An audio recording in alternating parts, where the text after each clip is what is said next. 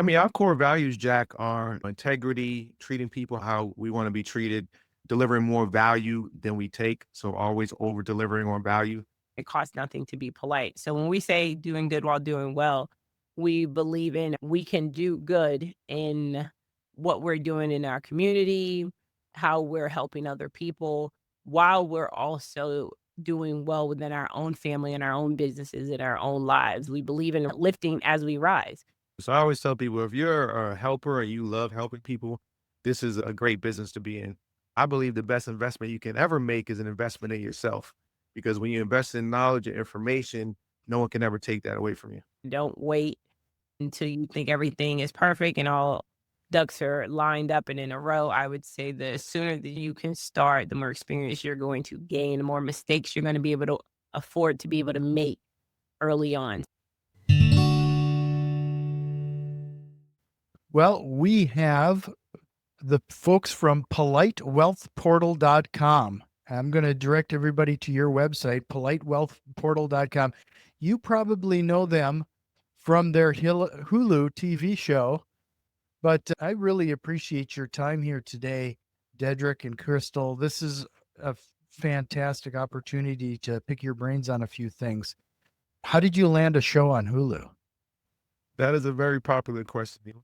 Yeah, we had been getting a lot of DMs for probably about a year or two from different casting companies asking us if we'd be interested.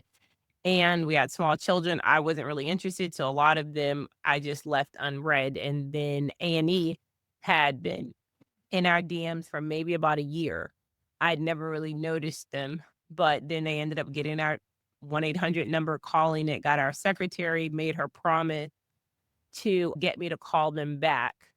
And so she did when I came into the office, and she was just like, "Please, can you call her back?" Because I gave her my word. So I called her back and she was like, "Listen, we are the in-house casting company for A&E, and we'd love to talk to you guys about possibly giving you your own TV show." And we ended up having a conversation with them. They was like, "Listen, we're not a third party. We make the decision." And maybe after they were looking for 3 shows to greenlight. So after maybe 100 people that they were looking at, it came down to us. We really never had any intention on doing it. We were just like, "Oh, let's see how far we can get. That'll be cool." And then when we got to this is during COVID also. So then when we got to the final conversation, they was like, "Yeah, we wanna offer it to you guys." And we was like, "Ooh, okay. I guess we're doing a TV show now." So that's kinda how we ended up with A&E, and then after the first season, they approached Hulu to getting some of their shows because it's a parent company who owns them both, This is your parent. Disney, and they asked them like, "Hey, can we get some" they've been trying to get some shows on their network for years. They finally gave them the opportunity. They said, "Submit all the shows you wanna submit for us to look at," and out of 50 plus shows, they chose 3. Ours was 3 one shows of that are on A&E to appear on Hulu, which of course Hulu is a huge 45 million subscribers. So yeah, ours is one of 3 shows that are chosen, got picked up by Hulu. That's really cool. Getting a phone call like that, you had to have thought, is this some sort of scam? Like, this is too good to be true. Right, and they found us through social media, Jack. So people always say, "Hey, what is the power of social media? How does it work? Is it worth it?" They found our content on social media, so they saw we were out there buying houses, renovating houses. They thought we were flipping, but we got into this business to build a buy and hold portfolio. So we started out wholesaling. We would take down properties after we wholesale them and buy rentals and renovate them, but we were keeping them as rentals. So when the TV show approached us, we were like, "Hey, I know you guys want to talk to us about doing our own flipping show, but we're not fixing flip investors. We wholesale in order to build capital to take down rental properties and build a long-term portfolio." And they were like, "That's fine. We just want to document what you guys do." And one of the reasons we did it is because A&E actually films documentary style. It's not scripted. So we're like, "Hey, as long as we can be ourselves and we're not making up anything, we're just going to show you real life what it's like to be a real estate investor." Well, this is really refreshing because we get a lot of programming out there. In fact, I've seen a few investors who jump in.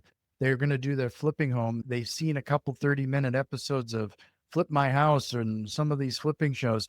and they think it's all going to be easy peasy. Yeah, I mean, we try to tell people it's not all unicorns and rainbows, right? Everybody looks at real estate flip shows and it looks easy on TV, but there is a lot that goes into it. Yeah. And it's definitely a lot more difficult when you're doing it for TV than as opposed to when you're doing it by yourself. There's no strict timeline. When you're doing television, it's a strict timeline, right? So we have so many months to get in like 10 properties.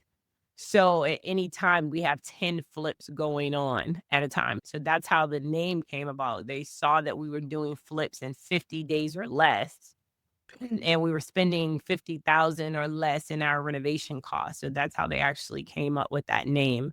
But we tell people it's not as difficult as people make it, but it's definitely not as easy. Why? Because Dedric and I specialize in a certain niche. We do starter price point homes. We're not flipping $1 million properties. We're sticking to houses that we know, even for the TV show, if we flip them and put them on the market, they're going to go a lot quicker than a house that's 2.1 million. You and I, we probably share a lot of that then, because that's essentially what I focus on as well. Nice. I would be interested now, how has your investment strategy changed since all of this attention? It hasn't really changed, Jack. Like I said, we go direct to seller. We do a lot of marketing direct to property owners. That gets us leads that we then vet. And our whole thing is we cherry pick the best deals to keep for ourselves as long-term rentals. Anything we don't want to keep, we'll either assign the contract and wholesale it and make a quick 10, 20, $30,000 wholesale fee, or we'll close on it, renovate it, and flip it and do a fix and flip. I think the only thing that really has changed, though, is a lot of people who will find us from the TV show will now reach out to us and say, hey, I have a house to sell, or hey, my parents' house, or they'll reach out to us and say, hey, I have a family home that I'd love to rehab. We were going to sell it. And now, we see the beauty in this, the potential beauty in this house, and we want to keep it. So we do get a lot of leads from the show as well for people who are either wanting to sell us their home because they love our business model or wanting help in renovating theirs. And then the last part is we have people who see the show and they're like, man, I could do that. I could do a $50,000 rehab. Like Crystal said, it's not $1 million flips. So the average person is attainable to them. Like, man, I can do what they're doing. So they reach out like, hey, how do I learn how to do what you guys are doing? And that's what prompted us to start our education company. Sure. Yeah. Do you typically just stay in your market then, or are you going US wide at this point? So we buy nationwide, but obviously if we're doing a fix and flip, we stay within a 30 to 45-minute radius of where we are, which is central North Carolina. But we'll buy an apartment building, a mobile home park, or RV park, anywhere around the country if the numbers make sense. Could you talk a little bit about your core principles as a business and how it impacts everything? Yeah, I mean, our core values, Jack, are integrity, treating people how we want to be treated, delivering more value than we take. So always over delivering on value. It's doing good while doing well. So, and people hear us say that a lot on our TV show, just like our motto being, it costs nothing to be polite. So when we say doing good while doing well, we believe in we can do good in what we're doing in our community, how we're helping other people, while we're also doing well within our own family and our own businesses and our own lives. We believe in lifting as we rise. So our core values and principles is really making sure that when we do as we rise, we're not the only ones going to the top. We try to help as many people as possible doing the same thing. Just a few short years ago, Dedric and I were both working jobs, right? We had children. We were literally in that rat race. So we understand we're both products of single parent households, right? So we understand having to get it, how we call get it out the mud, right? No one was born with a silver spoon here. So when we're showing people that a few years removed from where they are right now, Dedric and I were sitting in those same seats, they understand and can relate to that journey. And it doesn't matter what nationality you are, what income bracket you are. We have people from attorneys to aerospace engineers, everyone realizing that this W-2 may not be here forever and them wanting to build something that outlives them, which is one of our core principles, is just building something that outlives us. How many generations can we make sure that we look out for when we're no longer here? You brought something up there, do good, live well. Did I get that right? Do good while doing well. It's one of those things that took me a bit of a mindset shift to get out of the headspace that I didn't want to be seen as taking advantage of people. There's that concept in investors that we're Yep. taking advantage of people. And I was really averse to that. Did you share that experience at first, or was it something that you realized that the good you could possibly do? Yeah, it's a mindset shift, right? Because I had that same concern as well. But once I realized, like, hey, we're problem solvers as investors. Like, you're going to get paid in relation to the size of the problem you're able to solve for your client. The bigger the problem you can solve with this property or financial problem they have, the bigger the paycheck you're going to get. So once I looked at it as like, hey, we're really solving problems. A lot of these properties that we're buying, they're unwanted. They're burdens on the owner, right? They're costing them money. They're causing them sleepless nights. So when you look at it like that, it changes the whole perspective. Yeah, and I definitely felt like that in the beginning because real estate originally was like Dedric's dream. And I wanted to make sure I was there to support him. So, we're all 10 toes in together. And for me, I'm a natural philanthropist. So my husband told everyone if she could give it all away, she would. And, he has to reel me in sometimes and be like, listen, okay, we can't trade places with people. Can't give away everything right now. Exactly. So he had to help me understand, like, okay, doing it in moderation, right? So, and being able to kind of integrate both models. So when he says we're problem solvers, for Dedric, it was, hey, he's solving a problem for a family who may say, hey, listen, we really want to get rid of this property. I need to move, whatever the case may What's up, be. Miss Joyce? And I will come in and say, okay, well, this lady wants to get rid of her house. She wants to sell it. Yes, we can buy it. But she's also 75. So let's help her move. She's lived in this house 4 generations. And this is what we did for one seller. Right. Helped her move. Movers come in, pack her up, pack up the truck. We paid for storage for 6 months. She's lived in this house 2, 3 generations. You have an entire house of history. Where's all that going to go now that you're downsizing? And we said, we're going to pay for your storage for 6 months. And that's how our business is really set up, is to make sure we take care of the person in its entirety. We look at the overall picture and not just the bottom line of, oh, we can get this at a great deal.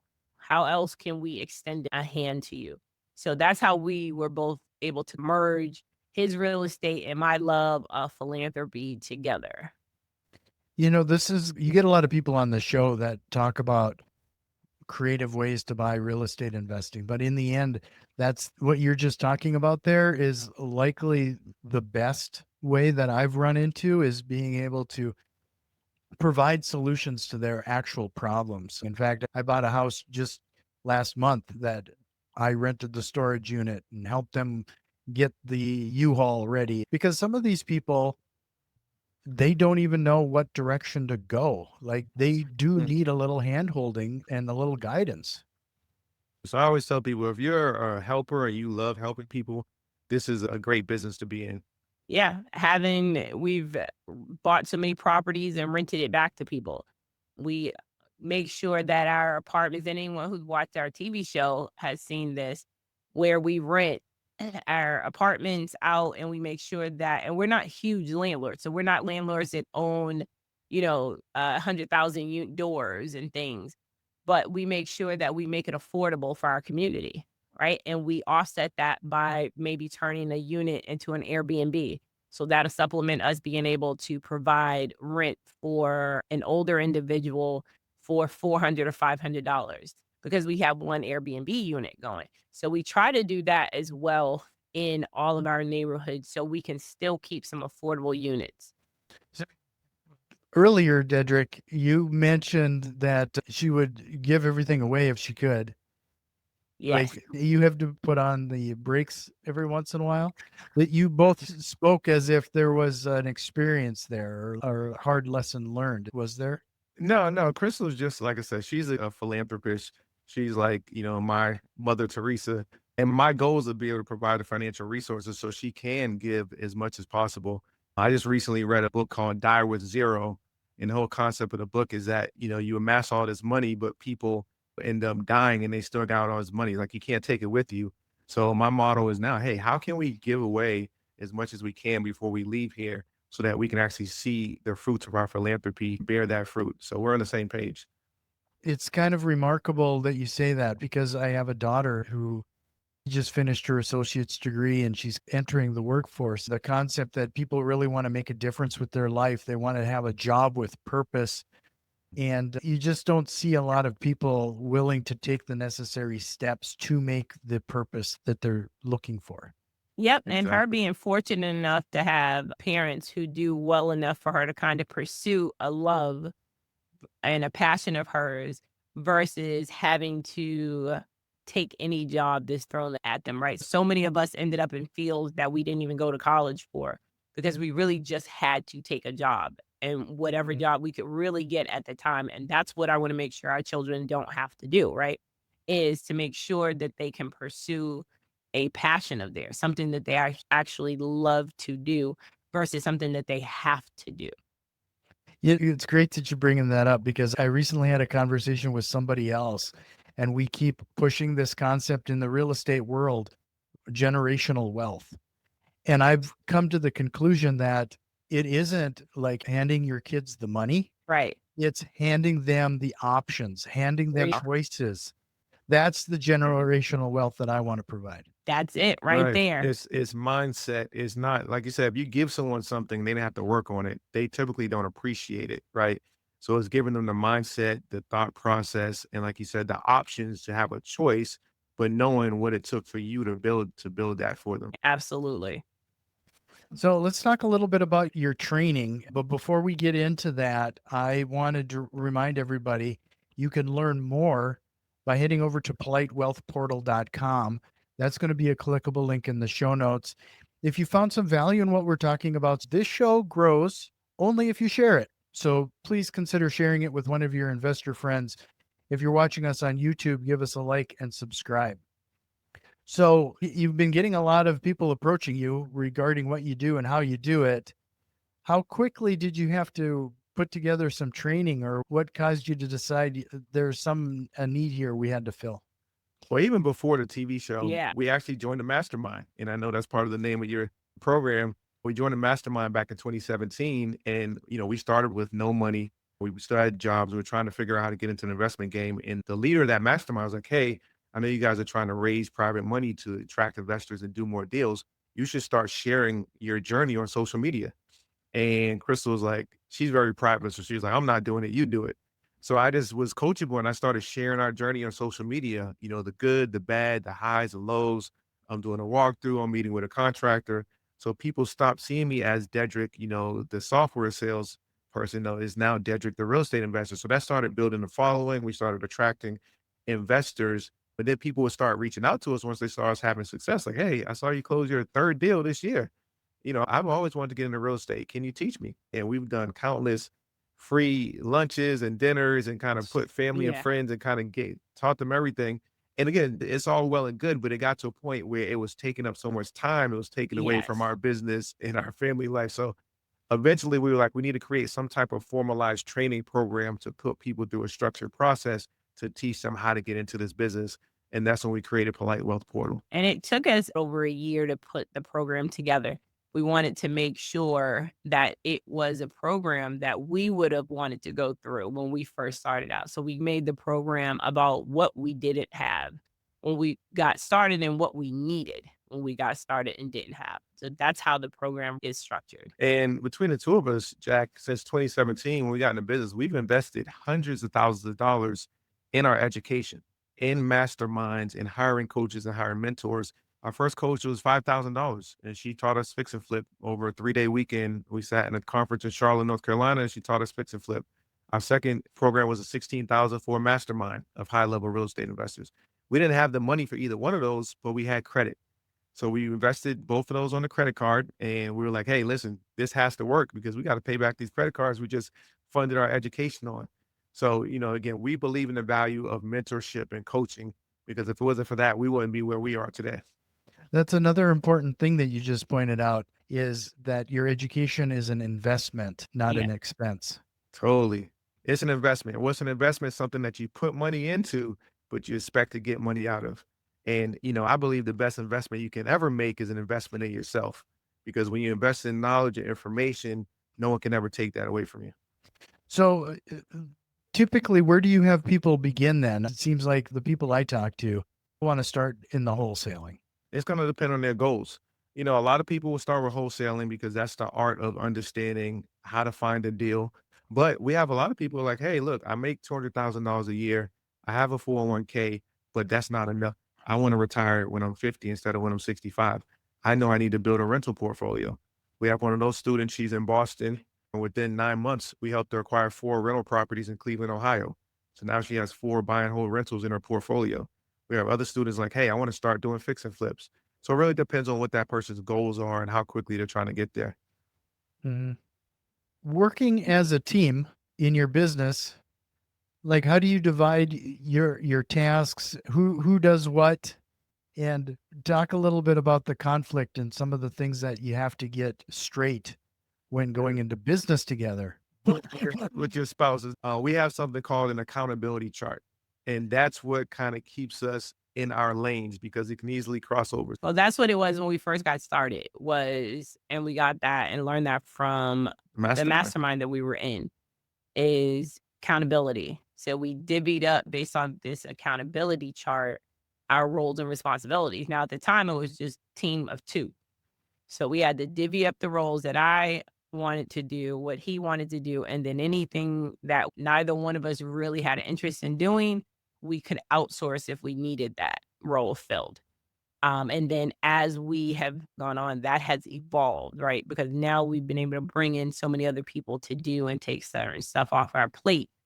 But the good thing about us is joining that mastermind early.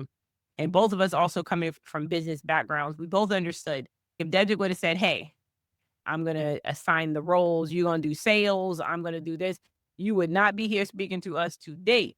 Because I don't do sales. And if you name it sales, I'm definitely not going to do it. That's going to be like, babe, you're a natural saleswoman. Like, did you call it sales? Because if you called it sales, I didn't do it.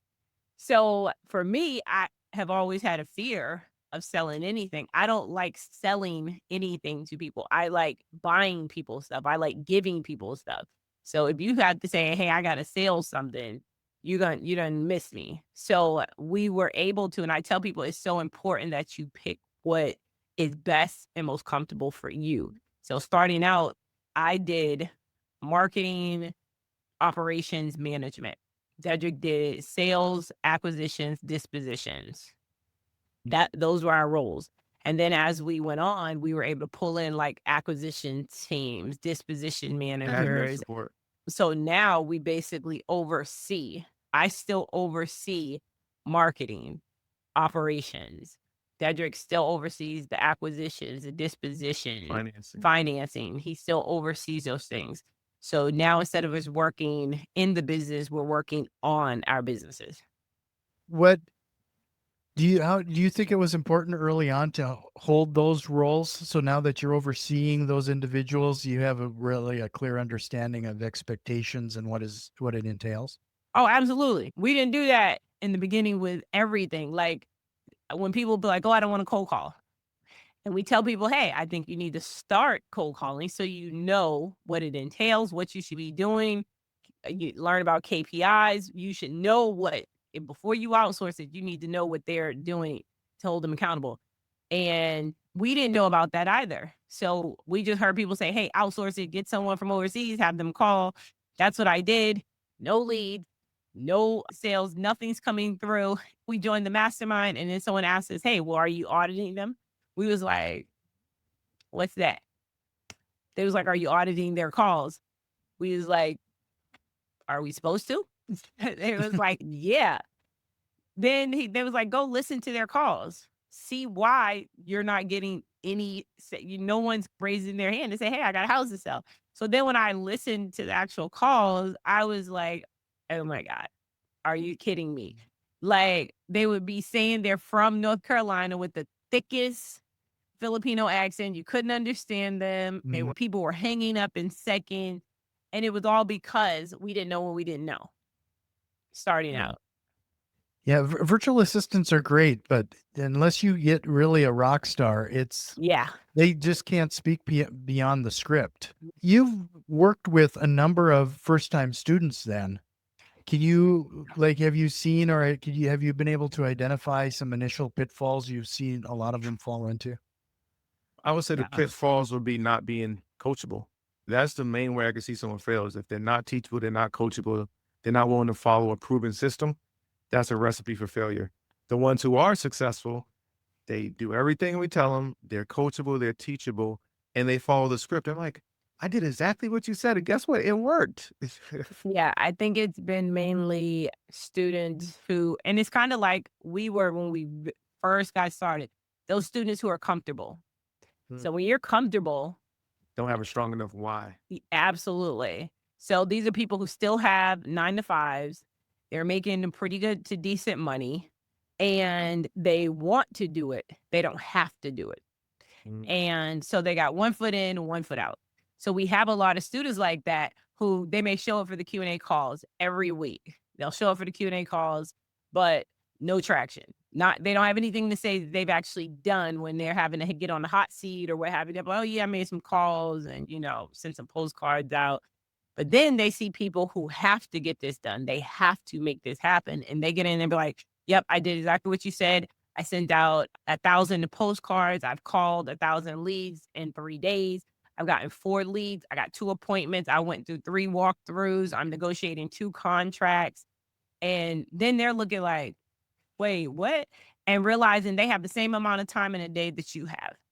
Yeah. It's just I can't agree with you more. It seems that is probably the number one best use of your time when an investment is. It goes back to you're the sum of the people you hang out with the most.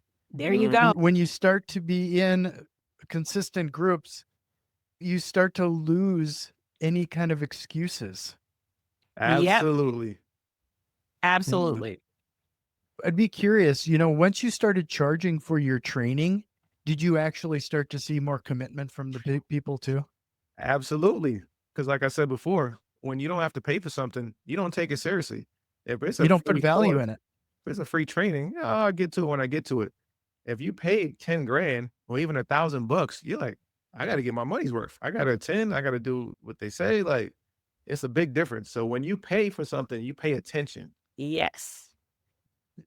Early on, I'm curious about your building your brand. Like you mentioned being on social media, Crystal, you said you made Dedric do most of that at first. Did you find that awkward sharing your ups and downs and wins and everything on social media? At first, it was awkward, right? Because I'm got my iPhone. I'm like, all right, I'm doing a walkthrough. I'm bringing up the contractor. I'm on a roof. I'm looking at a crawl space. Then I kind of got used to it and it got fun. Then we started making YouTube videos of what we're doing. Then we started actually closing deals. So now it's like second nature. Yeah. And I've also run into people who will complain that there's nothing to talk about, or I've already covered that information. And I've mentioned you can say the same stuff over and over again. It's just a fraction of the audience that's going to see the last post anyway. So have at it. Right. And like I said, our mentor was like, just document what you're doing. You don't have to have a script. Just show people what you're doing. Document your process. Not just all the good stuff, but the highs and the lows. When they edit your TV show, do you find it a little cringy in the fact I would imagine they kind of focus on the extremes? Like, No, it's is that kind of fair to like say? that's TV. They focus on the drama and the suspense. Why? Because that's what keep people coming back. Yeah, and you never have a dull moment in real estate and flipping houses. I'm sure you've done a bunch of So rehabs in your day. When you open up those walls and you tear into a house, you're gonna find stuff you didn't expect. So they don't even like it's just the drama just comes naturally when you're doing so many properties. yep. Anytime you have people involved, there's going to be drama. Yeah, Yeah, babysitting adults. You never know what's going to happen. absolutely. Well, this has just been such a fantastic conversation. I really appreciate you giving me the time here today. Remind everybody again, it is politewealthportal.com. That's going to be a clickable link in the show notes. Before we jump into the rapid fire and close out this episode, is there anything we should have hit on? I would definitely say make sure you guys, if you haven't seen it already, go take a look at our TV show. You can find it on A&E, Hulu, Prime, a lot of the streaming sites, and it's called 50/50 Flip. So I definitely say check that out and let us know what you think. I don't think you would be disappointed. And we have 2 seasons, so before we get into a third, definitely catch up. And so you got a third coming? Hopefully, we're waiting now to get the green light. Oh, I thought maybe you slipped that in. Well, if you're ready, Dedric and Krista, we'll close out the show with our rapid fire. And Let's do it. Yeah. what lie do real estate investors often tell themselves?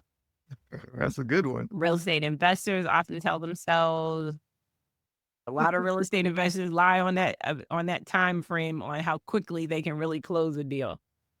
I think the fastest we've ever done it is maybe 5 days. I sounds a little more. don't know if I can't think of anything quicker than that. I'm looking at a letter if someone sent us telling us right here to where I can close in 48 hours or less. Yeah, that's pretty unlikely. Yeah. If you could go back in time and give your younger self a piece of advice, what would it be? Start sooner for me. My advice is always to start sooner. Don't wait until you think everything is perfect and all ducks are lined up and in a row. I would say the sooner that you can start, the more experience you're going to gain, the more mistakes you're going to be able to afford to be able to make early on. So start sooner. Yeah, mine would be don't be afraid to fail. That was one of my crutches early is I was afraid of failure. I thought I'd lose my shirt. So I didn't get started in real estate till I was 33, 34. Like Crystal said, if I would have started in my 20s, we would be even so much further along than we are today. So I would say don't be afraid to fail. Your failure are your stepping stones to success. Do you have a book recommendation? The book recommendation I would say would be Never Split the Difference. Yeah. Never Split the Difference. It's by Chris Voss, who's a former FBI negotiator. And that is the best book on negotiations I've ever read. If you just took 10% of the stuff you learned from that book and put it into your real estate deal negotiations, you're going to make a lot of money. Yeah, that's one of my annual reads. I try to read that once a year. Yeah. So, Crystal, did you have one? Listen to book. Traction. Yeah, I would definitely say Traction. That's the one that I read and continue to make sure like even our team and everyone reads. So Traction is one that definitely helped us early on in our business. We still update our BTO every year. We kind of modeled our business around it. So Traction is definitely one I would recommend to anyone getting started out. And it can be applicable to any business, not just real estate. You know, it was kind of crazy because I was reading Traction when I was working for a tech company. And I realized about halfway through the book that the company I was working for was following the script exactly as it was being laid out. Now I get it. Now I understand what they're doing. So it's kind of cool. And then finally, what single process or tool have you implemented that has had the biggest time-saving impact? I would say for me, it's been Yeah. chatbots. So now with our acquisitions process, we have an AI chatbot in our CRM that once a minute, 24 hours a day, they're sending out a text message to a property owner, seeing if they want to sell. And it's happening on autopilot. Whenever there's a response, I don't have to worry about it. It's literally just artificial intelligence having these conversations and bubbling up a few leads a day just from sending automated text messages. Yeah, what's crazy there is that I just launched a AI agent to actually act as a receptionist when somebody calls and answers the phone. There you go. It was great to be able to train it on our SOPs and the like. So even if the person goes off script, it still answers based on the content I fed it. There you go. So you literally have an artificial intelligence as your reception. Every conversations with people, they probably don't even realize it's an AI. Yeah, if it wasn't for the pause between the questions, I don't think people would be able to tell. Yeah. Because there's a second where it's transcribing and calculating what it should do next, so there is this still, but I mean, it's getting better all the time. Pretty soon that pause is going to be, I won't be able to perceive it. Yeah. Well, I really appreciate your time here today. Again, one last time, politewealthportal.com. I hope you'll consider coming back again. It was great to meet you both. Yes, Of course. absolutely. Me too. And we appreciate you having us, and we're definitely open to coming back and doing this again.